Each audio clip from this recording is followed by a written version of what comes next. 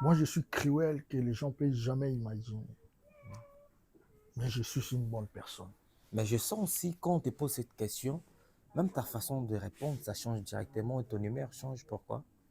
Parce que,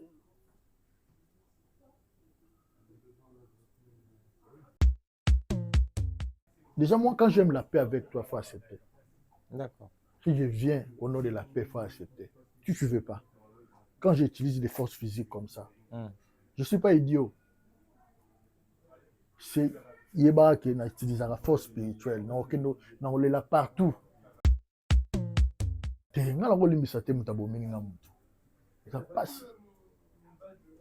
Nakosala nyonso na vie, natongi yo, nani, ça passe. Ngai, je suis habitué à moi-même de supporter des conditions spirituelles. Ngai, si oyebisi ngai, kosala un mois, chaque 2 heures du matin, osalaka boye boye boye, nasalaka yango déjà. Mpe nasala yango, babiloko tout nasalaka yango déjà. Na makasi. Mais de faire découvrir dans le bateau la biso, nini ozo sala lelo, force ya fali, ateka ba billet et si la rabo le rolango parce que Stade de France, eza iloko mwa mokete, mais comme on a fali poupa na niveau na ye, na grandeur na ye, azo facilité à koteka ba billet boye. Fali so moni boye, azala kwa ambiance ye moko en personne. On a ba critère ambiance, il est beau, il est stylé, musicien, ayemba pe ça ba ambiance. Donc on a ba bilingue décache ba bilingue na nzoto na ye. On a facilité à transmettre en bateau. Ouais. Parce que yemo étant que grand maître na vie normale, alongwa na po wana ya ambiance. Merveille Rambo. Fali abimisi album na ye, abimisi album na bientôt XX. L'album mwana mystère nini ezobomba manakati. Na bandeli sous. Fallait accompagner donc Jean-Paul Sartre Loba, l'ennemi c'est les autres. D'accord. Et on a vu pour gagner Batutu. Le long mutu monta le témoignage a fallu na ninga mabe hein. Asate? Attends ba ninga ba artiste. Ote respect. Oui, Robert. Aina idéologie wana. Abika obeta bino. Et tant que yo merveille Rambo. Ils en ont rumeur. Je vais te dire si c'est vrai ou faux. Est-ce que dans ce cas question wana na tunyona. Est-ce que toi tu seras pour que Kofi Olomide dans la négociation na Fali? On a vu bas les pas Kofi Zanani. C'est par rapport au jeu que Kofi joue. OK. Quand Kofi passe à la télé, Batutu ba yebi émission wana tina suke si la folie gogo moko fallait. Il faut clasher Fali. Fa clasher fallait. Ouais. Fallait ze bendete ana mutema musu ya roi mutu. Il faut y a défoncer déjà banda kosala yango avant. Mais yé mutazo lukapeti. Voilà. Pour fallait un problème net. Fallait y a déjà peine à virambo. Mais merveille, il y a beaucoup de Warriors qui ne sont pas d'accord et contents. Il y a les solos qui sont bêta, parce que pour eux, Kofi c'est un démon entre guillemets. Non. Kofi n'est pas un démon. Bango, là c'est sa question là. Moulili wana Kofi aganga ngote pas de aboyi côté conseil. Na vie, faut en rappeler net. Ouais. So mutayo ye soli kam ko yoka ka te o ya lobi ndira za sa. Pona yo alobaki on a sens. Zelanga na mais lobati yo lobi ke ezate pas. Te zelanga na maintenant dis-nous zela déjà wana isa ça dépend. Oui, vas-y. Nazo condamner ba warrior te. Na koboye loko na oui, moi aussi je suis d'accord avec eux.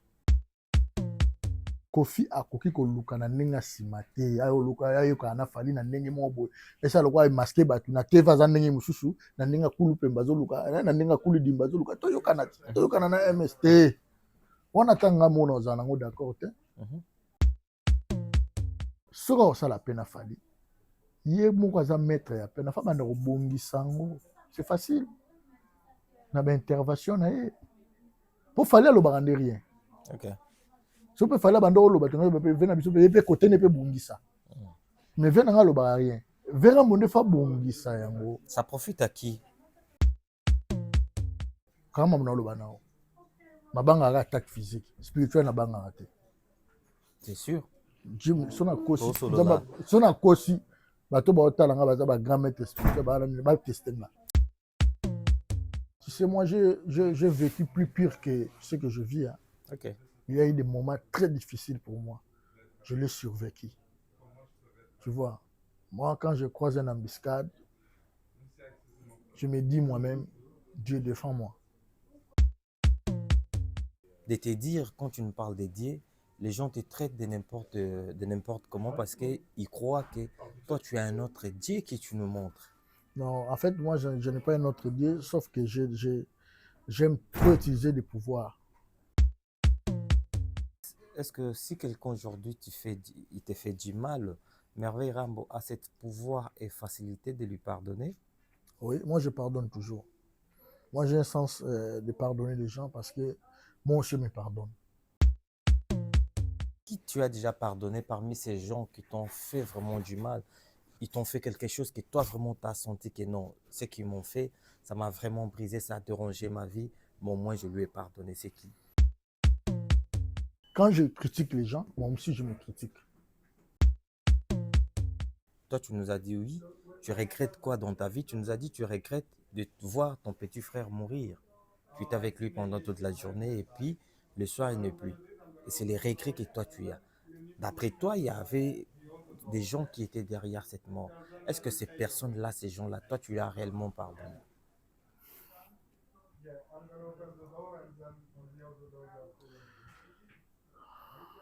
nalia nanga bambisi na barestaurant ebele naye na mambo galaxy nakuti poisson tala mbisi mbisi mpe ya mwana te aza minere te aza mokolo ndo bokolia yango familial botondi mbisi basangisa na crevette kaka ye mbisi basangisi ye na makemba basangisi na poivron basangisi na céleri basangisi na pomme de terre basangisi ye na munganza donc mbisi azwi vitamine baza lisusu na ngulu baza lisusu makayabu brochette oyo tobengi kamundele mayebo ndo biloko nyonso ya mboka pa galaxy mambo tozolia se mambo galaxy azosala mpa na bana mboka yango wana congolais mpona esika oyo kolela or ke bacongolais toyebani osali 6 mois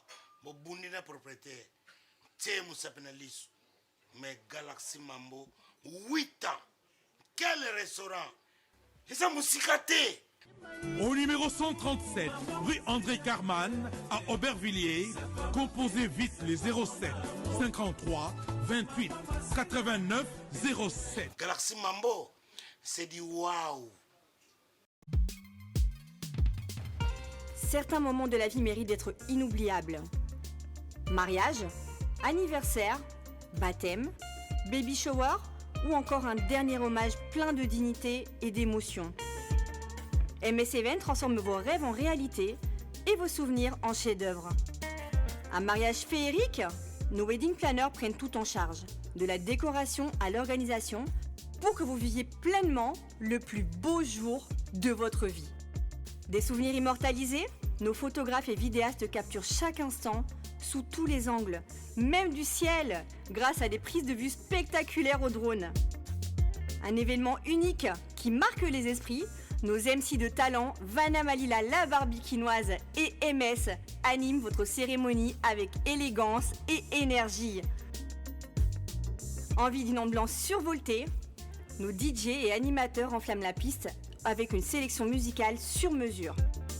Un festin digne de l'occasion, nos traiteurs proposent des menus raffinés, adaptés à vos envies et à votre culture. Une décoration somptueuse? Fleurs, mise en scène, art de la table, chaque détail est pensé pour sublimer votre événement. Besoin d'une mise en beauté parfaite? Styliste, maquillage, coiffure, nos experts vous subliment pour briller sous les projecteurs.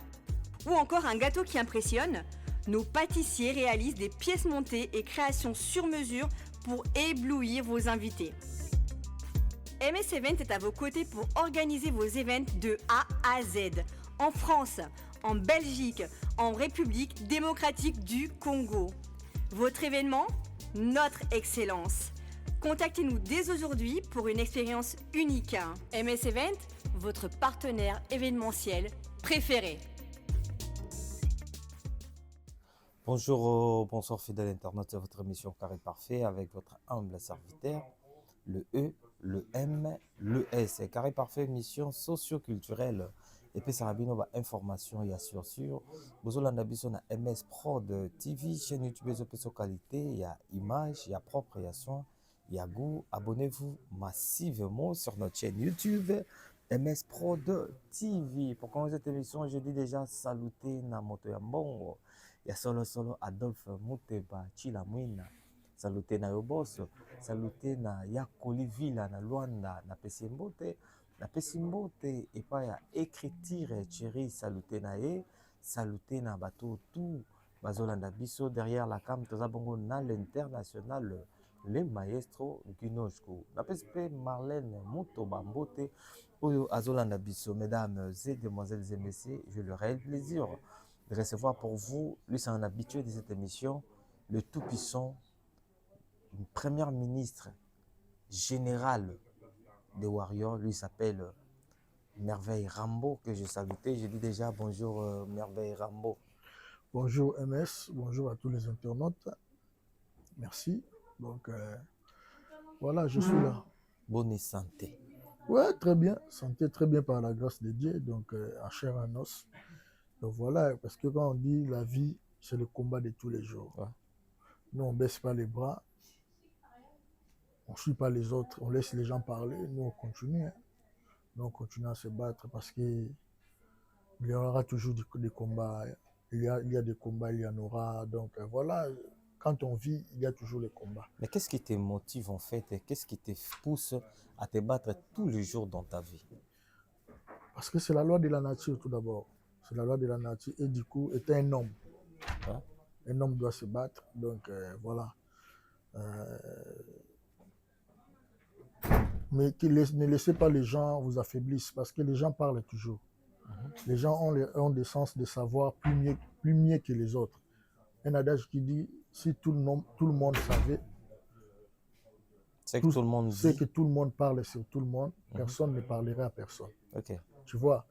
Donc, c'est-à-dire, les gens font faire semblant de te connaître plus que toi-même, Ok. de parler de toi plus que toi-même. Mhm.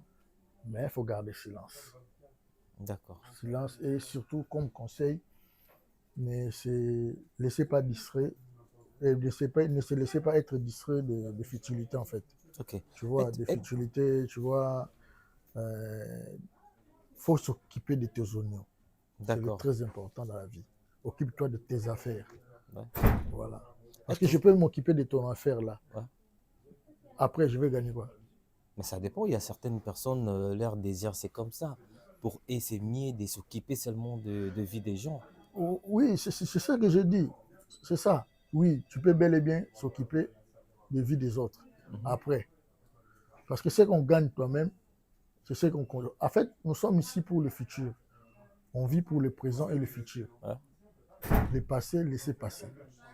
Tu vois, quelqu'un qui veut réellement construire sa vie ne serait pas suiviste. Tu vois, on serait concentré sur son chemin, comme disent les autres. Quoi. Donc, rester confiant, concentré sur ce qu'il fait. Quoi. Voilà. Ok. Donc, c'est-à-dire, la vie, c'est un combat de tous les jours. On se bat, donc on baisse pas les bras. Les gens peuvent parler. Tu sais, si les paroles des autres étaient des instruments, on allait déjà être mort. Je peux te traiter de tous les noms. Ouais. Il suffit que tu ne mets pas l'attention. Là, tu banalises en fait. Tu banalises. Ouais. Tu vois, ça ne va rien faire. On peut parler tout ce qu'on veut des personnes. Tu sais, moi je donne l'exemple des artistes musiciens. On les jurie, on dit tout sur eux, mais quand même ils continuent à vivre. Ok. Êtes-vous pour ou contre des hommes qui sont dépendants des femmes? Les hommes qui dépendent des femmes? Ouais. La loi de la nature nous dit que la femme vient de l'homme. Ouais. On a tiré la femme sur les côtes de l'homme. Mhm. Moi, je pense que la femme doit dépendre de l'homme. Ok. Mais si aussi la vie, parce que la vie a tant de réalités. Ouais. La vie, la réalité de la vie fait que tu dépends de la femme. Ça doit être pour un temps, pas toute ta vie. Parce qu'aucun homme qui dépend de la femme doit être toujours heureux, non. Quand un homme dépend d'une femme, il N'est ne pas sera toujours jamais heureux. vraiment heureux, Ok, tu vois. ok. Mais quand l'homme dépend de la femme, et Quand quand la la femme femme dépend dépend de de l'homme, l'homme, elle est heureuse toute sa vie. d'accord. Parce que la femme, Dieu l'a donné, elle a le pouvoir de parler. Mhm. Tu vois, la femme parle beaucoup. Trop même, comme on dit. Ouais. Excusez-moi. La femme parle trop. Mais l'homme se les maîtrise et des arguments. Quand tu dépends de la femme, même s'il t'aime, il sera au-dessus de toi. Il va parler toujours. Même pas il te parle en face, il va parler à ses amis, il va parler aux gens. En fait, la Parce que femme tu a dépends toujours d'elle, quoi. un sens défensif. D'accord. Tu vois. Mhm. Donc, moi, je conseille des gens, oui, si ça t'arrive comme ça, c'est la vie, il faut supporter, mais il faut chercher À les contourner plus à le tard. contourner. Tu Ok. vois. Parce que dépendre d'une femme, oui, c'est bien, mais ça doit être pour un temps. D'accord. Aucun gigolo est heureux dans la vie. Aucun. Qu'est-ce qui te rend heureux, toi, Merveille Rambo? Ouf. Quand je me réveille, à l'instant où je reconnais que je suis Merveille Rambo, c'est là où je suis heureux. Quels que soient les problèmes, Mhm. quelles que soient les conditions, Dieu me donne toujours la solution. Tu sais, moi, j'ai vécu plus pire que ce que je vis. Hein. Ok. Il y a eu des moments très difficiles pour moi. Je l'ai survécu. Tu vois, moi, quand je croise une embuscade, je me dis moi-même, Dieu défends-moi. Et ça finit toujours que je sois défendu par l'Éternel des armées. Tu vois, parce que la vie, c'est le seul Dieu qui a le pouvoir de tout connaître. Même ce qui va arriver. Il sait tout. Quand je dis c'est Dieu qui a créé Satan, c'est la vérité. Tu vois, Tu ne parles de quel Dieu, toi, d'abord? Jéhovah Jireh, Elohim El Shaddai, le maître du ciel et de la terre. Mais apparemment, il y a certaines façons de te dire, quand tu nous parles des dieux, les gens te traitent de n'importe comment parce qu'ils croient que toi, tu as un autre Dieu que tu nous montres. Non, en fait, moi, je n'ai pas un autre Dieu, sauf que j'aime trop utiliser des pouvoirs. Mais Tu quand sais, tu tous les utilises pouvoirs, je oui, sais que Dieu est au courant de tout le pouvoir, de tous les pouvoirs qui d'après existent. toi, Merveille Rambo, Mais c'est Dieu, c'est l'omniprésent. On dit Dieu, c'est l'omnipotent, le maître des temps et des circonstances. bien sûr. Les temps. Quand tu es maître des temps, tu es maître de tout. Ok, Tu vois, c'est le temps qui démasque la vérité. C'est le temps qui justifie les moyens. justifie les moyens. Ouais. C'est le temps qui nous donne notre identité, en fait. C'est le temps. C'est Ok. vers le temps. Je peux te faire du mal aujourd'hui. C'est vers le temps que je serai démasqué. Toi aussi, tu peux me faire du mal aujourd'hui. Donc, le temps, c'est le maître de l'homme et l'ennemi de l'homme. Parce que ça démasque l'homme. Tu vois, ça définit l'homme. Et quand Dieu dit que je suis le maître des temps et des circonstances, ils connaissent tout. Je peux aller chez un marabout aujourd'hui, Dieu le sait. Et il sait en futur comment m'intercaler, il sait tout. Ok. Est-ce que si quelqu'un aujourd'hui il te fait du mal, Merveille Rambo a ce pouvoir et facilité de lui pardonner? Oui, moi je pardonne toujours. Moi j'ai un sens de pardonner les gens parce que moi aussi je me pardonne. Il faut pardonner les gens. Moi aussi je pardonne les gens. Donc voilà. Qui tu as déjà pardonné parmi ces gens qui t'ont fait vraiment du mal? Ils t'ont fait quelque chose que toi vraiment t'as senti que non, ce qu'ils m'ont fait, ça m'a vraiment brisé, ça a dérangé ma vie, mais au moins je lui ai pardonné. C'est qui? Plein des autres. Tu peux nous dire un et tu peux nous expliciter un peu ce qu'ils t'ont fait. Mais sauf que les gens ne les connaissent pas. Tu vois, ce sont en privé. On te parle de gens que tout le monde connaît, de mal vraiment qu'on t'a fait, qui t'a vraiment brisé réellement. Et si aujourd'hui tu peux nous dire et qui t'a fait ça aussi? Et si tu as réellement pardonné? Ben, je n'ai aucune personne que les gens connaissent qui m'a fait du mal, T'es sûr? que je lui ai pardonné. Tout ce que j'ai pardonné, ce sont des gens qui me font du mal. Tu peux les connaître, mais en privé, les gens qui nous suivent ne les connaissent pas. Donc voilà, donc ne le connais pas plutôt. Parce que tu sais, quand moi-même, je suis autocritique. Ok. Tu vois, quand je critique les gens, moi aussi je me critique. C'est difficile que j'ai eu tort dans ma vie. C'est difficile. Parce que tout ce que je vis, je fais, c'est pour une cause. Donc au titre d'une cause, comme on dit. Si on a une salomabe, Ouais. c'est que il y a une cause moko boy. Puis la cause wana soko vandi quelque part. Vous comprenez que nous avons moins raison. Tu vois, et on a préféré ça la batumabité. Dernièrement, tu avais parlé avec nous, on t'avait posé des questions, je t'avais demandé si on t'a déjà fait du mal. Toi, tu nous as dit oui. Tu regrettes quoi dans ta vie? Tu nous as dit tu regrettes de voir ton petit frère mourir. Tu étais avec lui pendant toute la journée et puis le soir, il n'est plus. Et c'est les regrets que toi, tu as. D'après toi, il y avait des gens qui étaient derrière cette mort. Est-ce que ces personnes-là, ces gens-là, toi, tu as réellement pardonné?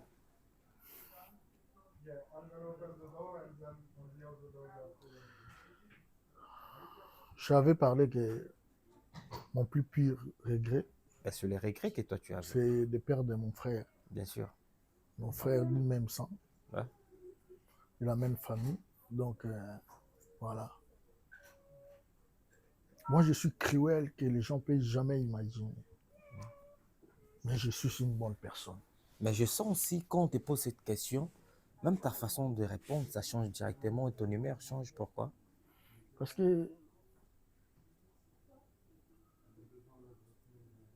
Dieu ne m'a pas envoyé sur terre pour que les gens me fassent du mal. Non, je n'ai pas autorisé. D'accord. Il s'agit aussi, moi, je le fais, je le ferai. Là, je suis conscient. Mais perdre quelqu'un comme ça, MS, moi, je te vois, mais lui, je te vois, je ne le vois pas. Lui, c'est Ok. mon frère. Quand je dis mon frère, mon frère. Ce qui est arrivé, mais on continue la vie. Je n'ai pas, jusqu'aujourd'hui, j'avais dit à la télé, dans mon département musical, pour se faire un nom que tu me reconnais aujourd'hui, je n'ai tué aucune personne. Tu as sacrifié personne. Personne. D'accord. Mes mains sont saines. Ok. Là, musicalement, pour me faire un nom, cela veut dire Dieu m'a donné cette grâce-là. J'ai l'aura. Et moi, c'est facile que les autorités, les grandes personnes m'acceptent facilement. Je suis adopté facilement. Ok. Mais si je découvre que tu veux me détruire plutôt, si je découvre que toi tu veux me détruire pendant que je t'ai rien fait, je vais t'aider. Pas comme ça, parce que moi, j'aime pas de guerre physique à devenir les sacrifices que tu veux faire. Tu étais distrait pendant au moment où ton petit frère était parti. C'est pour ça que tu regrettes fort. Tu dis, Oui, mais si maman, je savais. tu sais, un chanteur a dit, Ouais. Bataba mon villa na wuti Kinshasa, na komana Kinshasa, minga koleka Sadami Sele, zala na pema, nazo komo lingi oboma. Comme tu veux me tuer, zahasko na pema na okome bembe olingi oboma. Donc cela veut dire, ça sera le pire erreur, le pire cauchemar. Parce que moi, quand j'utilise les forces physiques pour te contredire, ou bien pour... Déjà, moi, quand j'aime la paix avec toi, il faut accepter. D'accord.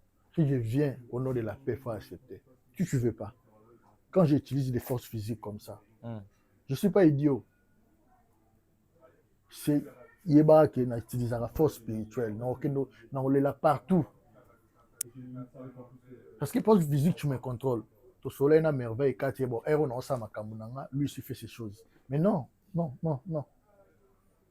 Tu vois? Ok. Non, regarde. On peut aller dans et comme envoûtement. Nasalaka nyoso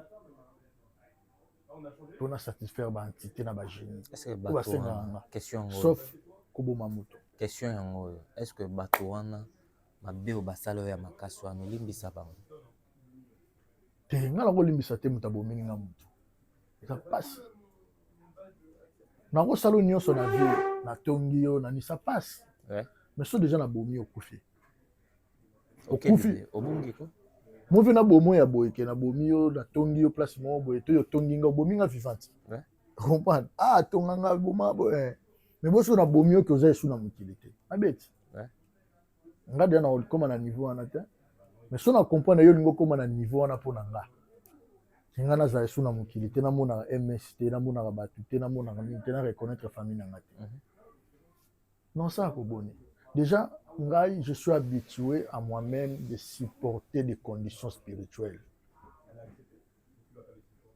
ngai so oyebisi ngai fosala 1 mois chaque 2 heures du matin osalaka boyeboyeboye nasalaka yango déjà mpe nasala yango babiloko tu nasalaka yango déjà na makasi mpona kokima parce que naninga nga moko nazala gourou en fait moi j'aime que tu m'apprends ki osalela yango kende ata bato bayebi nga bafrère no bafaya so naa na likambo boye ezosenga ata nini nayaka mpa na bango te lakisanga so yo oza te nga moko nasala donc j'aime devenir maître tu vois donc moi-même sacrifice d'accord parce que ezali ke moto akenda moto asala yo mabe wana parce que ndeko no akenda mais c'était pas tes intérêts parce que yo ndo bandaki koluka osaccampare okoma danger et moto wana amoni ke la seule façon oyo nga nakokomisa danger tokende na ye mpo ye akende yo tikala est-ce que toi si tu n'étais pas au courant de ça non déjà na consultaka divinité oyo aza très puissant comprendre parce que nga naama moto livre bato mosusu balobaka te nalinga bide naama moto livre nga déjà c'est faux so moto asali nga bongo so osali nga bongo baréclamaka sacrifice exemple so moto alie yo moto comprendre so moto alie yo moto na ede yo moni bato baliaka bato wana alie yo moto soki nga na repere yango nake okota na case oyo eza puissant bakozwa sacrifice wana bazongisaka na avantage na nga batiki ebongo mais oui il y a aussi la justice spirituelle ok pour na vie yebaka ozala na raison komi na tort ozala mpe na tort okomi na raison faut être très prudent tu vois yango moni nzambe ayeda biso na eloko moko folandaka premier la paix est plus forte que la guerre lukaka kimia so oluki kimia okomi master bato obanda ocontrôle motutu so déjà nga no tosola te so eloko moko ye na avantage na yo omoni na facilité na bebisa bien yo so tosolaka na nga tomoni eloko moko ye na avantage na nga te kobenga merveille te kopesa yango te parce que tosolaka te mais bato bazongaka nani mais so tosolaka na biso omonaka so bisi moto ana kopesa merveille te lere oyebisa merveille omona fo opréféré oyebisa te epesa ye kasi ovanda noni ete olitikali silence ocomprendre mais so bosola te okobanga te ezonga yebisa ete kopesa ye te ata yebisa ye soso comprendre mokili ndenge ezala donc déjà des gens totobi tozonga na bato nga nazongaka mingi na baprincipe wana ya mokili ocomprendre yango na bamabe mosusu imaginaire bamaiginaka mpe bato nalinga kosala bato vraiment mabe te nalingaka kimia na bato nga maso oza na kimia na nga yebaka na vie na yo oloni nzete moko kota mabele apete ebotaka quel que soit le temps ebotaka voilà d'accord on va parler maintenant de Fally Ipupa et son Stade de France. Stade de France oyo billet déjà été camé plus de 93%, autrement dit 93% il y a billet impressionnant. Ouais, impressionnant vraiment pour le Stade de France à Fally, je suis très ému. Je dis félicitations à l'artiste à Fally. Félicitations là où il est, na Kitabor. Donc, viens en tout cas, ça lui fait plaisir, moi, au yebate. Donc, pour na biso, ba petit na d'abord. Tout se peli na force wana. Na yebisa ki bato avant ko ma décembre sold out et salama. Donc, salama. Donc, courage na vie na biso Fally. Donc, voilà, nga na yeba inanga. Parce que Stade de France, c'est Betama. Mais nous, nous sommes là, c'est merveilleux. Mon stade, c'est Betama. Ah ouais? Plein craqué. On a vu ça. Fally na ma papou. Ah oui, et c'est Betama déjà, c'est Betama. C'est vrai ça. Je te dis. Mais faire découvrir dans le bateau la biso, nini ozo sala lelo force ya fali ateka ba billet et si la rabo le rolanguba parce que Stade de France eza iloko mwa mokete mais comment on a fali poupa na niveau na ye na grandeur na ye azwa facilité à koteka ba billet boy. Déjà travail. C'est le travail à cause des messes. Travail. La discipline. OK. Au rose à la bosser. Chose la discipline aux en réussite. OK. La vie nous conseille d'une manière ou d'une autre. Rester concentré. Vous comprenez? Il faut ça que mambo est utile. Mambo est utile pour na yonan. Au salon pourquoi? Okay. Donc travail. Tu vois, quand ça a trop de distraction, distraction et bien dans la pauvreté. Je le dis chaque fois. Et pauvreté bien liwa. Tu vois. Bat monsieur soit bien dans liwa. Moni chose à distraire. Bat ba le kayo. Les bat ba le kayo. Et comme pauvreté. Donc on a ba mission monsieur liwa sur ba wando sengo bat pour ça la remontada. Pour ça la sacrifice. OK. Parce que ça une distraction. Principe la vie. Au cause de la maïele, mais chose à principe. C'est Pour chaud. ça le logoté. Il fallait trop de principes. Musique est mon ambiance. Ouais. Mais pour gagner musique, il faut une ambiance. La musique est un moment dans mon ambiance. Qui n'a compris. Wow. Tu dois retenir la musique est mon ambiance. Pour gagner la musique, il faut une ambiance. Autant l'ambiance. Non, ça là on est parce que vrai dealer ou ba biloko wana pembe wana. Ba putulu. Ba mélange autant. Vrai dealer. Un vrai dealer on mélange. Ah mais oui, bande ni za vrai ou za faux ni. Et ça na bateau ba mélange bango ba mekaka. Fallait avoir la notion il y a monde. OK. Ayebi ke fali so moni bo azalo quoi ambiance yé moko en personne. On a ba critère ambiance, il est beau, il est stylé, musicien, ayemba pe ça ba ambiance. Donc on a ba bilingue décache ba bilingue na nzoto na ye. On a facilité à transmettre en bateau. Ouais. Parce que yemo étant que grand maître na vie normale alongwa na po wana ya ambiance. Pour arbo ya sangana na bateau, sinon ta ko kweya. Vous comprenez? Fali ne peut pas être un ambianceur. Un artiste, il faut pas comprendre. So artiste et musicien longueur ambiance. Il y a le roi Gez Mawete. Pendant ma moutou na biso na pêché frère nanga, place ali na pêché mouté. Et puis que lelonde nga merveille. Na ninga spirit ya consultation. Na mona Gez azana azana étoile. Et ça nga kota na quasiment bien. Étoile au monde babilo veut fallait ça là. Gez Mawete soit se concentrer au ça là. Mais c'est angelo moko. Faut se dédoubler. Allons en ambiance. OK. Fallons en ambiance. Pour ne tchatcho bim selo moko do biloko tu ya bim sarabana ba saila ngo challenge. Vous comprenez facilement. Gez Mawete a la facilité. Gez Mawete a la facilité bana awa na libanda ba yebiye. Ba septake déjà. Ba septakaye. Bon. Gez Mawete a déjà na oreille ndoli. So tale bo c'est un artiste. D'accord. Quand on a lobby né, place à zaba comme c'est le message. So a esprit. Pour après fali, mutana ki fali boy. Yet. OK. Aroba ndo beta pe ba biloko wana. Mais face c'est dédoublé. On est à code. O ba vient ngai ba na ngo aroloba no boy. Mais on insister. Tu penses yo ko so gita leki. Faut se dédoubler longwa na po wana.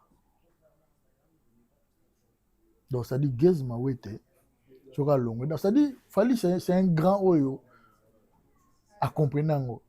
Tous les artistes sur 100%, la plupart va mettre à whisky. Ah ouais. C'est déjà faute.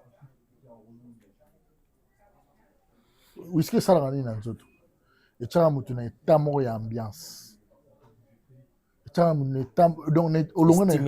stimulera mutu na ambiance karaté donc longa na ita et on est tamo na mood mo on est normal comme son état na mood mo déjà faut tika et on peut gagner il faut ndo tika ba très wana chimbo faut tika noir faut tika mais ça passe pour na monsieur bele batika ngo merveille réussite bon mama après ça passe. OK. Bénéfice ça na risque na vie faut risquer. Bénéfice ça place à risque. biso tout bonheur elakisa biso oyi bapomba bato ya makasi moni banki nde eza wana so oyebisi bango baya bakoya bakoti wana babuki babimisi mpe la nayebi pourkoi basala yango te parce que bagarde wana batia bango bapesaka bango ordre beta masasi so boye kobrake banke so bokutani na bango comprendre donc c'est-à-dire mpo renie na ndole ezaka condition ezalaka simple okopesa image wana toza na ambiance fale akopesaka image aza na ambiance babona jo style alela makambo aza bongo te donc yo soki eluke na ambiance okuta te okuta fali te fali so oluke na ambiance okute te mais apesaka bato ambiance kasi ezaki de grand maître à vie yango wana ti yango okontrole ndule soki yango atalaka bato tu bakontrolaka.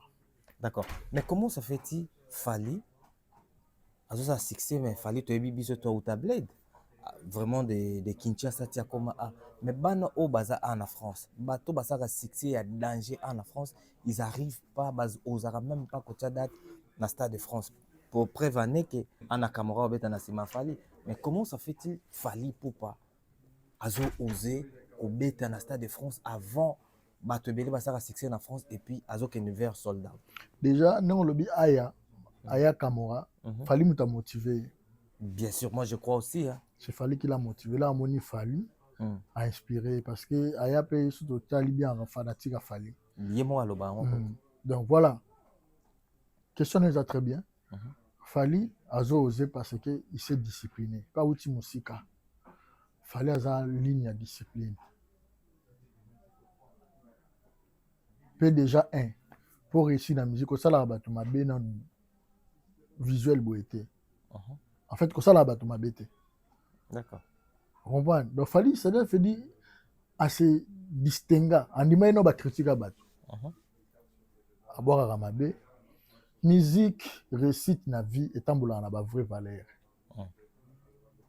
atana ndenge mabe atozi mona ndenge mais faut na ba valeur ba principe faut l'entendre ba principe faut être discipliné. Fali c'est quelqu'un qui s'est battu avec discipline na travail dès qui ça makasi ya mwana discipline travail d'abord on a discipline d'accord pour ça discipline so za travail te mobulu ko bana ko za na travail apo koti discipline ba koti sango o chesiko discipline au mona que récite roya tu vois donc Fali c'est quelqu'un qui s'est bâti ata ba frère le bazar so landeli pe bango mona ke ba bata ba whisky bata ba ambiance bata ba nini combien de boîtes mona Fali akenda ba bengisa de yemo boy weekend boya to kende boîte déjà ça zo kende boîte trop je me suis risqué bagarre je comprends déjà mutapé ça ambiance ko za na ambiance te. D'accord. Et le lobby est vraiment à retenir. C'est le mot très profond. Merveille Rambo. Fallait abimsi album nae, abimsi album nae bientôt XX. L'album moana mystère ni nezobo mama nakati. Mystère et album. Ouais. Bah c'est créé aux anakati album moana. Oye gozala. Koleka oye chose parce qu'il faut que ça que fallait acheter bar likolo na Formule 7. Parce que XX ezoya. Attente na wezanini. Moi je crois à Fali. Attente nango eza que fallait redémontrer bato que aza toujours oyo azalaki et du coup eza 20 ans de carrière na ye a redémontrer bato que wana eza album ya fête il y a 20 ans en fait Fali déjà côté banzembo moi je crois c'est bon déjà quoi c'est bon déjà donc fallait comprendre le mot Jean-Paul Sartre Aloba, l'ennemi c'est les autres. Ouais. La bande de sous. Fallait accompagner le mot Jean-Paul Sartre Aloba, l'ennemi c'est les autres. D'accord. Et on a vu pour gagner Batutu, il faut ça en paix. Très important. Sozana Kimiana Batu, oui bande ne gagner bango. Pebeta aura bénéfice. Fallait ça la paix na Batutu. Lelo mutu mota lo ba témoignage a Fali na ninga mabe hein azate atana ba ninga ba artiste ote respect oui Roman ana idéologie wana abi ka obeta bino ouais conclusion là que obeta bino mais fallait la bino paix azana obo bien akosala mpe mabe moko te mais kobetela yango ezala wapi ozala na bi na mosala kosala na diske na bafle bato to akatelaka sali bavie mais na musique ya komi ye nde vie vie na bango mais azokatela esali vie nanga respect mais na musique ye nde maître na ye ebi eloko ofali asalaka wana deux fois elekelaka bato ebili omona niveau ayambaka bakulutu ne niveau ayambaka peut-être bamaster ne na barespect moko boye na ye malgré to agagné challenge wana akomi osomi te mais azocontinue kaka na rythme na donc fali omoni biso bato otangaka ligne ya kigrand maître fale maza yango naloba nasinspiraka aza grand maître okondima te mpo agagné na cope na ye na vie mpo ogagné na cope na yo okoma osome eza facile te reprendre azonga na logique simple ya nature logique ya nature eza ke ata yo ozoyelanga fe nga fona bwaka no mandoki moso nabwaki mandoki etaporize yo so naoyeba ndeni nako contrôle naoyeba ndeni nako contrôle bien c'est ça qu'il fallait faire pour combattre ton ennemi faut se faire son ami. Mais pour la meilleure façon de la vie, pour combattre ton ennemi, tout calculer un ennemi, mais c'est faire son ami. Il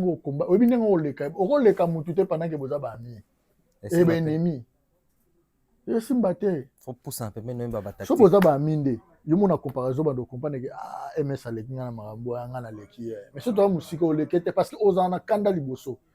Quand des coachs ça d'abord doute, au moins yazana nini tato yazo avancer yazo mona non avancement na été so batunde ba yo yebiso ke il avançant très bien vous comprenez très bien ba faut foutre un mot pour la matière comprendre mais so bozane boy oyeba e na mincho MS zo ke lozo alarme boy donc ça dit yango mona ba tozo na ba film akala mamboka po koke mutu pa conquérir mboka na yaka ta loi esclave aya se familiariser na mboka ata na ba film ne na ba film mais loi nature est facile aye oluka koyeba kosala terrain on peut gagner son ennemi on peut jamais gagner son ennemi à le considérer comme ennemi.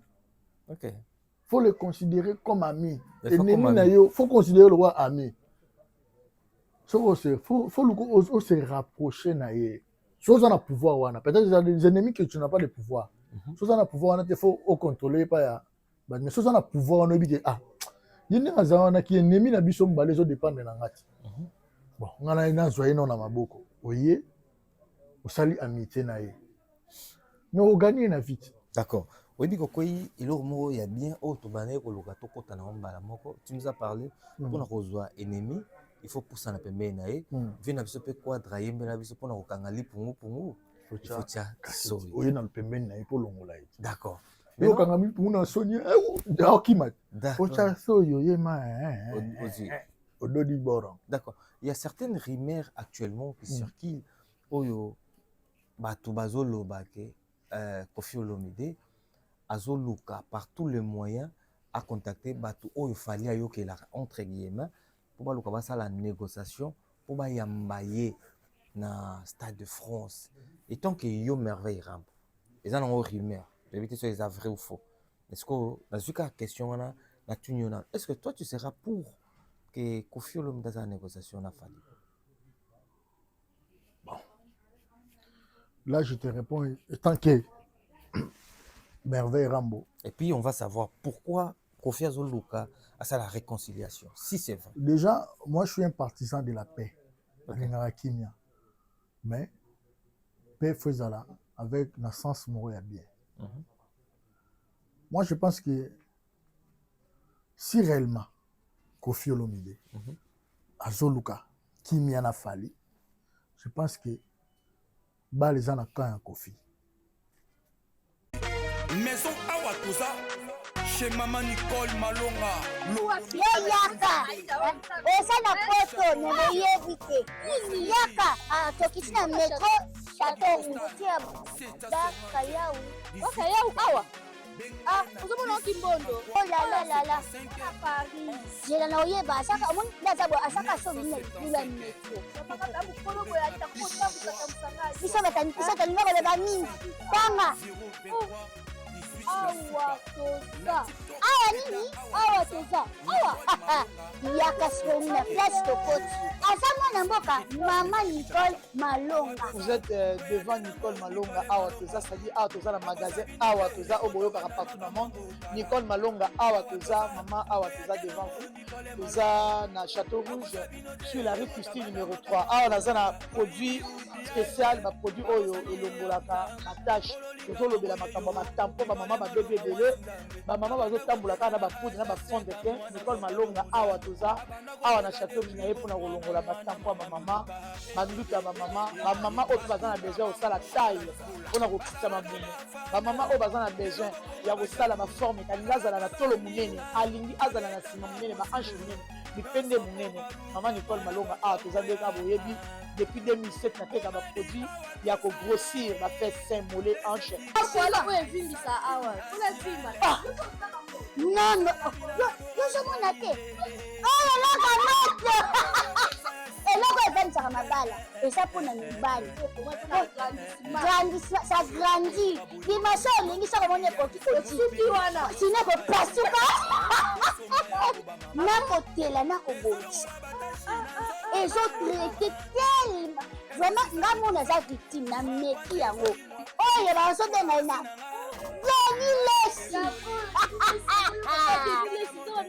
Lesi yeyo azobongisa loposo apoli toteka yango légalement na magasin ezosalama na laboratoire ya mondele awa na poto tozoteka yango légalement. Je pense que bomoni ndenge eza na barayon eza eloko moko ezosalama naturellement, ezali baproduit authentique esalama naturellement sans aucun produit néfaste.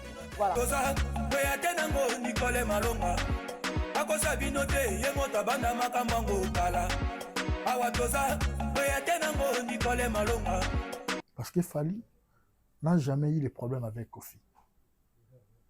Est-ce que vous comprenez? Fally aza moto yo tellement ozo subir abenda nzoto.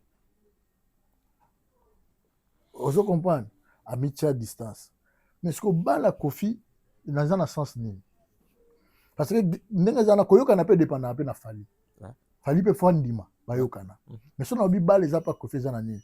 C'est par rapport au jeu que Kofi joue. Ok. Quand Kofi passe à la télé, bah tout ba une émission on a tina souke si la folie gogo moko Fally. Faut clasher Fally. Faut clasher Fally. Ouais. Vous comprenez? Mais tout le monde a 7 ans passés, si c'est 5 ans passés, 6 ans passés, Fally Kofi a une émission. Fally moi là, Fally mutala kisa biso babilo retour Fally. Lelo lo ba maraté. Vous comprenez? Lelo ye moko a créé bateau, il a créé à l'obélar. Mais si Kofi a réellement besoin d'être bon terme avec Fally, mais ça a place il y a l'écart parce que biso tout total, on a Fally et pas tala. Ok. Ce qu'il y a sincèrement, à ce babola m'a Fally. Toi le bien. Monte les amabe. Faut abanda ko dev. En fait, on dirait que Lukango yo zalara peut-être pour na misu.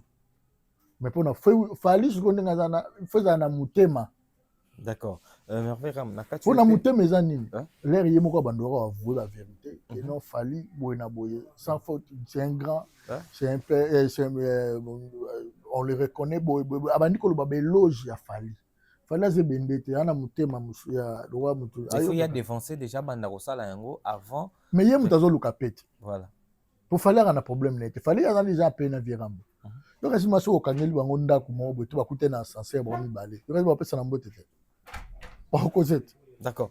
Mais merveille, il y a beaucoup de warriors qui ne sont pas d'accord et contents. Il y a les solos ku tobeta batu misuku balingi ko yoka tango te batu tobeta yango parce que pour eux Kofi c'est un démon entre guillemets. Non. Kofi n'est pas un démon. Bango, là c'est sa question là. Pour na bango Kofi ala ndoki. Donc Kofi jamais ako pour approcher Fally. Par exemple Eli Kofi soka kaboya na soka zonga na kana ndenga mabe. Batu ba pese exemple Tineti ya Ferrego là. Kofi akenda na concert à Ferrego là. Akenda boycota yango aganga molili na podium. Kofi par exemple ya mabe eza ebele à travers beaucoup des artistes et musiciens. Et bah Warriors ils sont pas d'accord. Il y a quand même les solos tozobeta que Kofi a solana Fally. Déjà faut rectifier molili wana Kofi aganga ngote pas de boycotter concert. Na vie faut se rappeler net. so moto ayo oyo soli kam koyoka kaka te oyo alobi ndenge aza mpona yo alobaki on a te zelanga na mais loba yo lobi ke eza te te zelanga na maintenant dis-nous zela déjà wana eza ça dépend oui vas-y nazo condamner ba wario te na koboya eloko na oui moi aussi je suis d'accord avec beaucoup d'intelligence kozala d'accord na bango eza nini Kofi akoki koluka na ndenge nsima te ayoka na fali na ndenge moko boye esa lokwa maske bato na teva aza ndenge mosusu na ndenge akulu pembe azoluka na ndenge akulu dimba azoluka toyokana na mst wana tanga mona ozala nango d'accord te parce que nous aussi nous sommes des gens oyo tokota na bapui ya peya makambo wana ngai na bavie bubulu makambo ebelebele Kofi abenga vie bubulu asala bayokana na bubulu yo ndeka ebi bubulu eloka yebisa afanga na sola na yo bato atindaki mamona je le dis très haut Dieu me témoin wana bubulu ayebisa bubulu ayebisa bango abi il faut banda kobongisa na fali abe esala nga ndeni na bongisi na yo na koexplike fali ni ponga na rabia na fali est-ce que vous comprenez eloko très bien donc cela veut dire démarche ba wario baza na raison na bango eza place ni ezaka kake place ke bazo de bawario baza bato batalaka ndete batalaka yoka si fali aliaka na ndako soka tie caméra te bawario bayebaka lea akenda kosokola bamonake balingi fali na makambo bazomona so bazomona ozoyina fali na tv na miso ya bato kezolukosa bango boye wana nga naza d'accord na bango esa bango ndeni bamoni aleki na tv bazokumisana nde bato misusu bandaki bagala wana tu moto akatela yango eza fali me na kulu dimba azoluka abongisa na fali eza amour vrai te bango babongisa na fali kaka au nom de l'amour vrai oyo nzambe atinda biso aimez-vous les uns et les autres so eza au nom de l'amour vrai te toboyi yango lere ozolingo obongisa na moto fo banda mpe kochanger langage te wana makambo akala bobosana bana problème na ye te comprendre wana soigner déjà langage na langage yango ezalaka facile ezalaka langage mibale bamakambo ata otaka oloba ngo siko makambo wana to eza makambo akala parce qu'il peut pas jouer aussi sur l'hypocrisie mais na motema il pense à autre chose mais c'est ce qu'il fait là oyo bato bazomona je sais pas ce qu'il fait oyo bato bazomona bien sûr bato mpe bazoyoka baeko wana bazazoba te baza mayele ti bazocomprendre ke oh vieux makambo nini alingi asala bazoavertir nde fali bazoprotege mpe quelque part fali bawarrior wana bien sûr baya koloba ngai moi je suis quelqu'un intelligent natalaka na contre na pour natalaka mpe na intention nini moto azosala boye fo lere ozokondane moto fo yeba moto agir na intention nini est-ce que na même bawarrior baza omoni sous effet ya bolingo moto akosala badésordre asali mpona okalma yango ezalaka kimia d'accord comprendre bawarrior bazobeta babiloko wana asabotaka nini eza sous effet ya bolingo bango baa nango vers fali comprendre ezo comprendre très bien bolingo ekomisaka moto liboma tous les deux côtés ezala mobali ezala mwasi bando okutana kaka na nini moko boye comprendre force nango ezalaka moko mpe so mpe ekoti mambo wana te esili donc Kofi déjà ce n'est pas trop tard pour lui il veut passer à la télé en tout cas moi je veux la paix avec Fali avec tout ce qu'il a fait non na lobby parce que il y a beaucoup de Fali aza na intérêt mon côté ya kozala na kanda na Kofi non aza na intérêt sans ou avec Kofi aujourd'hui Fali il est ce qu'il est à Robert Stade de France c'est ce que les gens disent tu vois c'est pour cela les Warriors disent qu'ils n'ont pas besoin de Kofi parce que c'est Kofi qui a besoin non, de Fali en fait mais il faut comprendre aussi les Warriors moi je t'explique les Warriors l'explique de leur manière en fait que bazomona ba acte ovirant bazosala ke yango bazolinga koaccepte te pardon na ye ezala nkulisi ndenge azolukela yango wana atindaka bato vrai pardon Kofi eza ke bawarrior fo basentir bawarrior wana soki kasi Kofi lelo so ozolo yo kasi bawarrior baza bazoba bawarrior baleki ngana ona mayele baza ebele oyo baza mayele mpe lokola biso baza ebele oyo baza na se na biso baza ebele de sadi bayebi ke je wana eza bien te yango nga na okondane bango te mutu so azosala action to asali nini mo faut talaka sentiment nini ememi ye wana otalaka raison te faut tala na sentiment état nini ememi ye wana mais toi tu peux nous dire c'est ça mais kasi état ememi Kofi wana eza ke amati akiti amoni kaka ke rêve ekomi réalité fali azobuka stade de France wana atele akoyabi me nga naa na droite nabomela Fali nani fallait abomelanga nani ah nakoluka bato tosala pe wana soki akende na ndenge mabe so conseil nga na kopesa Kofi soki akosala pe na fali ye moko aza maître ya pe na fa banda kobongisa yango c'est facile na baintervention na ye po fali alobaka nde rien so mpe fali abanda oloba tonga mpe ve na biso mpe ye mpe kote ne mpe bongisa mais ve nanga alobaka rien vera monde fa bongisa yango. Ça profite à qui? Pardon? Ça profite à qui? À tous les deux. Hein? T'es sûr? Mais oui, mais plus à Kofi. Ça profite à tous les deux, mais plus à Kofi. Fali va profiter quoi à ce moment-ci? Non, Fali pas un intérêt dans la rancune à Kofi. Hein? Non, mais ça a déjà la rancune a été. Fali a un intérêt, tu vas sur la ratine, tu vas sur la ranate. Un intérêt, on a et ça les nini. Déjà comme un grand maître. Et ça les nini. Yo raté na langage na lo bangane na boyo kasi vie nini wana na ko banga alobela ngo Kofi te le dit alobana pour na batu tout batu artiste tu wana déjà pour na poya za musicien to tena cadre wana mais moi je comme il dit pour tout ki na banga na ilamba na ngo kasi sala nga nzambe kaka to ça dit ami yebi o yaza azan intérêt te ke abanga vierambo ke o soto causer vie wana wa yibanga makolo ezate ezo comprendre fallait na haute dimension. Exact. C'est ça. Oui, vas-y. Exact. Vous comprenez? Donc, il fallait sur la Kofi. Vous comprenez? Donc, les gens ont normal pas un problème net. Moi, ça a un plaisir. Mais le problème est que tellement Virambo attaqué trop et s'il s'est ma cassiwana. Parce qu'il fallait raison. Ils subissent. Mais tout le monde a la TV. Vous comprenez? Veramba romona umuto azebembe mazo lunga acha poids acha mpe passer pour essayer ka poids bundisa MS nous les autres on a subi bien sûr mais tant on a solana yo to beta ile solo ali pour na okanga ye et singa penda que il faut tia vraiment so et pour na rozalu pour si et soko lingi o approcher bio gagner les minutes c'est pour ça que je te posais toutes ces questions là tu nous disais qu'il faut poussana il faut solisayer faut à la pembe na ye pour yeba ndenge nini rebondissez bien parce que la musique ko yeba te. Est-ce que d'après toi si c'est vrai hein to lo ba makambo o to éviter ce qui est réel ou pas d'après toi est-ce que tu penses que si aujourd'hui Kofi alinga poussane là Fali ba solo là est-ce que zo na ba intention te le roi kanakaye azo koketa bi bon na poussana pembe ne pona luka peut-être ko bondissez na pembe ndenge to solo là so démarche zo sala man coulisse ndi yango mtizo pesa face wana oyo lo parce que au moins on va bazo silika peut-être bazo boulera ndenge yo boulé. OK. Baza pe na torte ah viona bo neni na tefa zo lo ba mamusuku na zo linga leka apusa na cha soyi ndika za na ba nitseda ndika linga sala eloko mobo. D'accord. Tu vois ils ont aussi l'air baza pe na raison na bango yango moni Virambo adage mo pe lo ba mwana mukabeta ba mbunda bakolo bayo kaka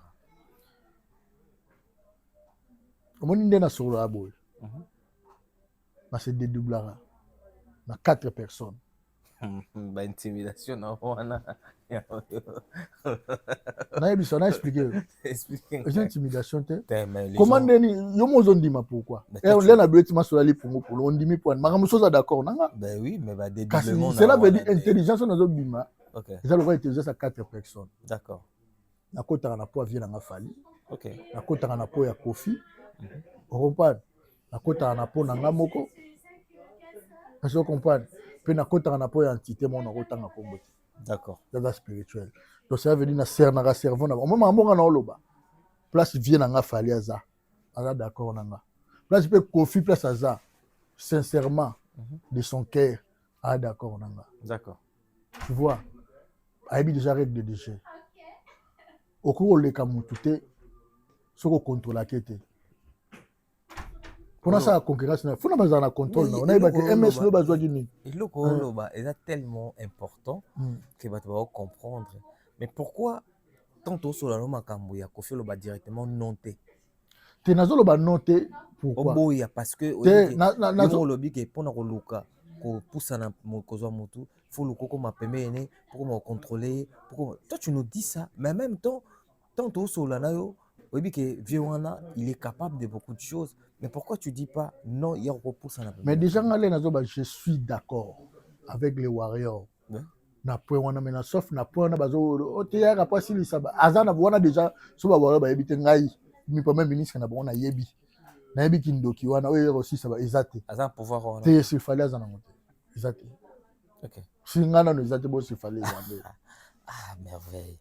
Bona zolo bana oyo Sérieux. ngande tinga okolo ngana kisi kolega kofi. omoni ngane na bo na banga ga physique kama mna lo bana o na banga ga attaque physique spirituel na banga ga te. C'est sûr. Jim sona kosi bato baotala nga baza ba grand maître spirituel ba tester nga. Donc ngane s'il te plaît, s'il te plaît. plaît. Moto solo wane boye bato bakenda ozwa ba plancher entre guillemets. Moto wana bimisaka bato balar na maboko. Mais nga non na yebi makambo wana. Yo moto yebi bo betela biso pe masolo. Ko moto wana yo zo bangete. Nga non na obeta masolo wana. Yo moto robeta parce que toi tu étais avec lui. Mais nga déjà nazala élève à maître. Un élève, pourquoi on appelle c'est qui un élève? Un élève c'est un élève. C'est quelqu'un dont on les transmet la connaissance. On parle pas d'un élève sans maître. Cela veut dire qu'il a eu un maître. Bien sûr. Tu vois? Donc c'est-à-dire ngane nazaboy. Mahamwana na oloba na yo. Ngai na banga kaka physique. Nga soki ba yanke ba kanelinga. Na oluka pe na bango na physique. Mais ce cas ba même ba yanke ba bon to kanelo physique te to oloko na butu. Wana si on a tiki guerre na bido wana ndimi guerre na bango. To ke so na kindoki. Pour wallahi mutu moto na kindoki organima. Na zoye bani na sala la.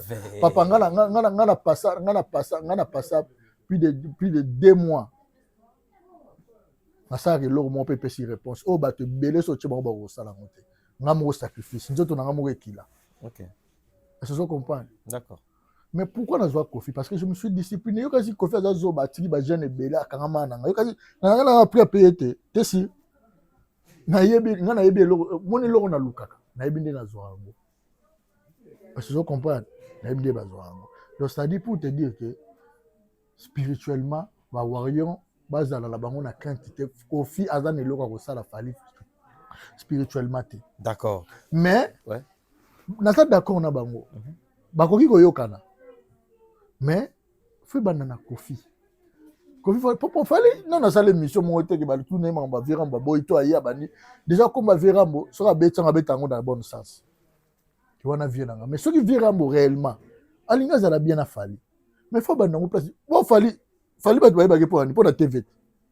Fallait za fali pour na TV, TV na radio. Makamba TV sugara na TV. Mamba TV te za mamba TV te. Faut pas mélanger les choses. OK. Donc c'est-à-dire comme il y a na TV, Kofi façon ngara na TV. Abandi ko kate la fali ya ye. Mais ça logique. Mais ba to azo kate la fali le gibango. 10 000. Est-ce que fallait on mérite ko faire kate la? Bien sûr que. Ba tout ko faire kate la. Vous comprenez? So baza ba chanteur congolais. Fallait le gibango na ba réalisation. Ouais, bah toi bah d'accord. Ouais. Mais quand même, tu comme tu as fallu, pourquoi pas cater là? Si on a cater la fallu, c'est par l'anda rejoie bah warrior, confiance à bah warrior. Et du coup, as-tu confiance sur ça dépend aussi à fallu. Fallait à muto, t'as là ah. Bon viens to causer. Déjà fallu côté spirituellement banga na été. Alors causer ni normal boy. Alors causer oui, azo reconnaître que on a vient na père na ningi zala kaka. Donc voilà, de ce sens, moi je suis pas un idiot. Otenga ngata na zo boye loko, na boye ngona ba argument. Nga bandimisa ngate loko mo boye za moi si mobala ya bandi alobi na na ndimite. Natala rappel na quel état makambo ezokeni na problème nini, pona nini cause. D'accord. Le pourquoi du comment. Okay. De baloba.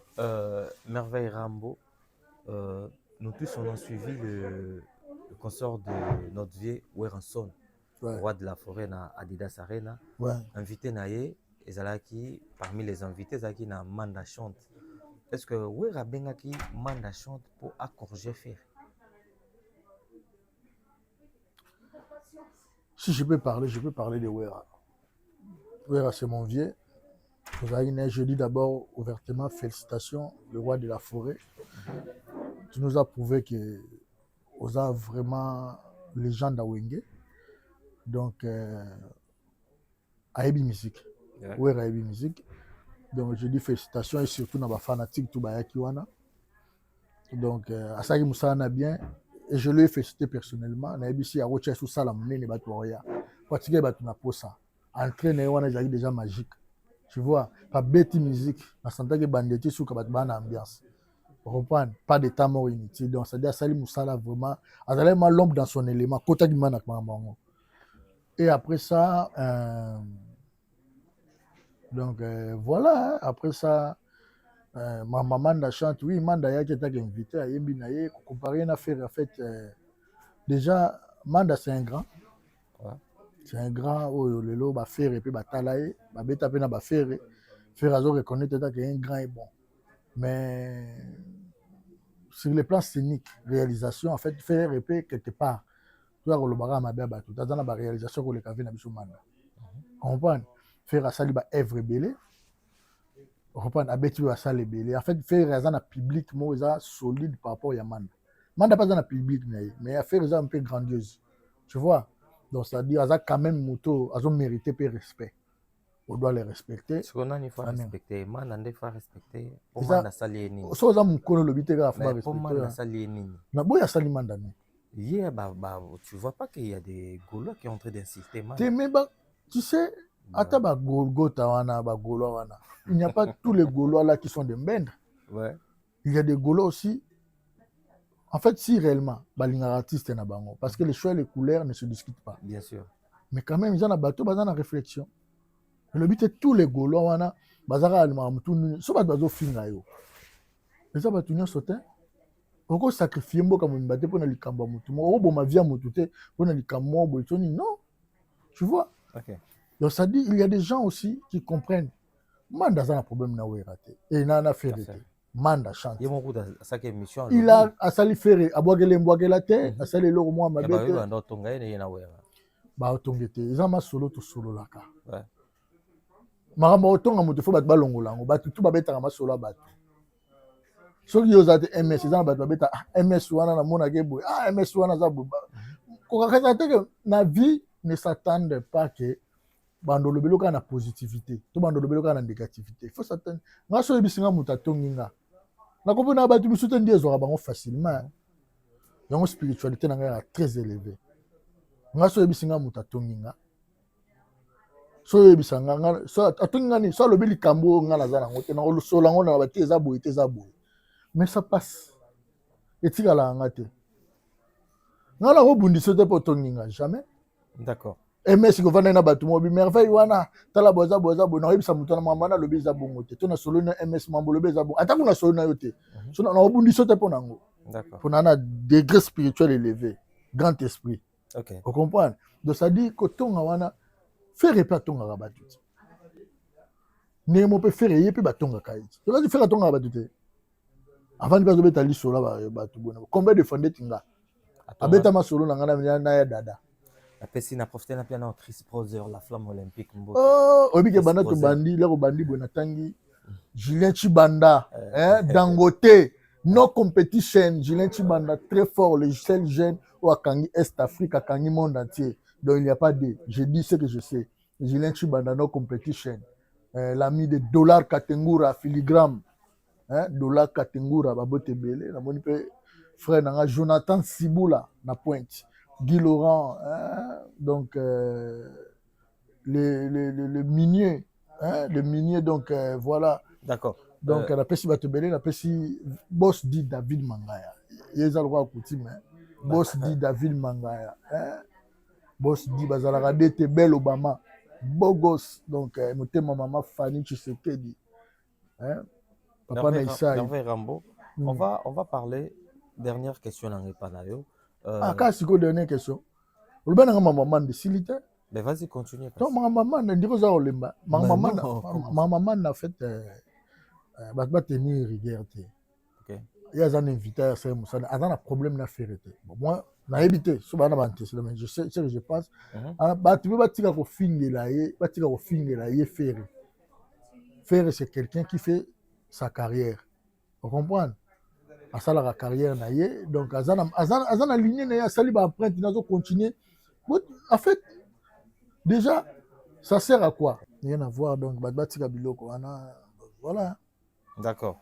On va essayer un peu de parler maintenant de Ferregola et Weranson. Avantage ni les lobby, désavantage ni les d'avoir conflit entre Ferre et Weranson. Il y a un avantage, il y a un désavantage. Ah, mais des avantages, ils n'allaient pas faire. Ok. Parce qu'il n'a pas besoin de ça. Wera a déjà marqué son époque, hein, et il continue à le faire. Hein. Il y a un babilor qui est bêta boy. Pouvez biso boy. Azana bilor à prouver. Ok. Il y a déjà un rôle battu. Moi, je n'ai rien à prouver. Azana a défi à prouver. Vous comprenez? Vu son âge. Vous comprenez? Donc, c'est-à-dire, il faut se concentrer dans ma main. Déjà, Rankina Wera est porté. Parce que vous diminuez, peut-être, il y a beaucoup de Wengemen, peut-être. Mais oui, il est diminué parce que les fanatiques ne sont pas fanatiques à Wera. Ok. Balinga Wera na JB. On a des fanatiques. D'accord. Parce que il faut bien battre la clan. Donc, ça dit, on a des fanatiques ne balinga. Mais balinga qui par Mawana. Il y a clan Wenge. Il y a clan Wenge. Ce qu'on repère de Bango. Entre un frère et un ami, tu choisis qui? Il n'y a pas de choix. Donc c'est voilà, clair. C'est clair et net. Okay. Donc ça dit, il faut quand même avoir une gratitude envers Wera, parce que Wera c'est son mentor. Aza moto papa na yepe to lobakaka. Donc aza moto alingaka ye. Wera pesa vite imana na tongo. Pe lelo faire na nzembo moko te na Afrique et l'équipe vite imana na babomba. Exact. Ah bon? Na ki yemoko na carrière nendenga beta et beta album na aza na tube moko te ya rumba o l'équipe vite imana. Exact. Exact. Ana tube moko te. O l'équipe vite imana. Ana ngote. Le mot azate, mais pas si toi kendara. Parce que na vite imana. OK. Faba na déjà longo le loko wana. Pas comme autonome bien. Azo autonome pas comme bien na. Fa longo la vite imana. Fa longo la nzembo l'équipe na ki yemoko fa nzembo o l'équipe vite imana. Ouais. Yamone comme c'est autonome. Autonome. Azo na clé wana. Ah ouais. Oui, vous soulevez le mot sur ce danger, merveilleux. Ah oui. Nga be émission na nga réflexion bongo. Donc place toi qui na bazum sagira wana beta vite imana. De yesko yemo face à la nzembo moko et le vite imana. Déjà ba héritier ba salango hein. Ana ba nzembo le deti BM le tous les nzembo cha na maison mère. Na ba nzembo ba tout à maison mère BM le. OK. BM wana o héritier sala. Donc héritier c'est à féliciter. Alors on l'a déjà pile wana. Ça blague était. Faire est-il lona na longo. Vita imaneza prise be kanga. Héritier soit ke na vie na nini pamba meilleur nzembo na ye. Na limite bo muto ba bossa na BM, ba osenge BM. Je lui ai dit en face on était avec lui. Je lui ai dit félicitations pour BM. Déjà chef-d'œuvre, mais c'est un chef-d'œuvre au salaire. D'accord. Donc voilà, donc ça dit les Arabes de faire un an de difficulté on a fait longo là on nzembo moko eleki vita imana. Oyo mo vendre avec nzembo eleki vita imana. OK.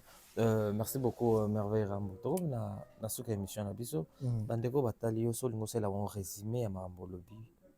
Résumé ça plus Stade de France. OK.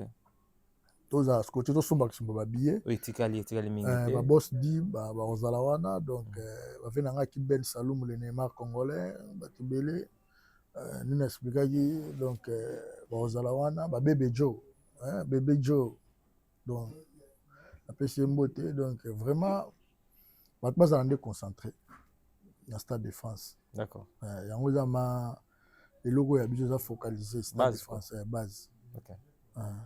D'accord. Merci beaucoup à toi, Merveille Rambo. Ba saluter, pas banani. Na pesi ba toto balinga ngambo tebele. Na pesi moko vena ngai Aigle Fali pour pas Aigle de Kawele. Donc ba wa pesi bazali ba mbote bele. Donc na pesi ba tutu hein bazé bele ba balinga nga mingi ba ndena ba ki ba toko ba excellence Tony moi ba Kazadi bazé belé. Merci beaucoup. Ba mettre Taylor Lubanga, bazé belé ba champion qui waka pas comme les autres. Champion qui waka pas comme les autres. Ba Francis Pinda, bazé belé, ba tebelé balinganga. Donc voilà là monsieur Kimi boss dit David Manga de tous les temps. OK. Donc voilà Mohamed Kosovo de King. Voilà. Merci beaucoup Merveille Rambo. Merci Nabino Toubotalbiso. C'était votre humble serviteur, le E, le M, le S. Derrière la cam, l'international, le maestro, Ginoshko. Tokutani bongo na mbala sema. Ciao. Bye bye. Certains moments de la vie méritent d'être inoubliables. Mariage, anniversaire, baptême, baby shower ou encore un dernier hommage plein de dignité et d'émotion. MS Event transforme vos rêves en réalité et vos souvenirs en chefs-d'œuvre. Un mariage féerique? Nos wedding planners prennent tout en charge, de la décoration à l'organisation, pour que vous viviez pleinement le plus beau jour de votre vie. Des souvenirs immortalisés? Nos photographes et vidéastes capturent chaque instant sous tous les angles, même du ciel, grâce à des prises de vue spectaculaires au drone. Un événement unique qui marque les esprits, nos MC de talent, Vanna Malila, la Barbikinoise et MS animent votre cérémonie avec élégance et énergie. Envie d'une ambiance survoltée? Nos DJ et animateurs enflamment la piste avec une sélection musicale sur mesure. Un festin digne de l'occasion, nos traiteurs proposent des menus raffinés, adaptés à vos envies et à votre culture. Une décoration somptueuse? Fleurs, mise en scène, art de la table, chaque détail est pensé pour sublimer votre événement. Besoin d'une mise en beauté parfaite? Styliste, maquillage, coiffure, nos experts vous subliment pour briller sous les projecteurs. Ou encore un gâteau qui impressionne? Nos pâtissiers réalisent des pièces montées et créations sur mesure pour éblouir vos invités. MS Event est à vos côtés pour organiser vos événements de A à Z, en France, en Belgique, en République démocratique du Congo. Votre événement? Notre excellence. Contactez-nous dès aujourd'hui pour une expérience unique. MS Event, votre partenaire événementiel préféré.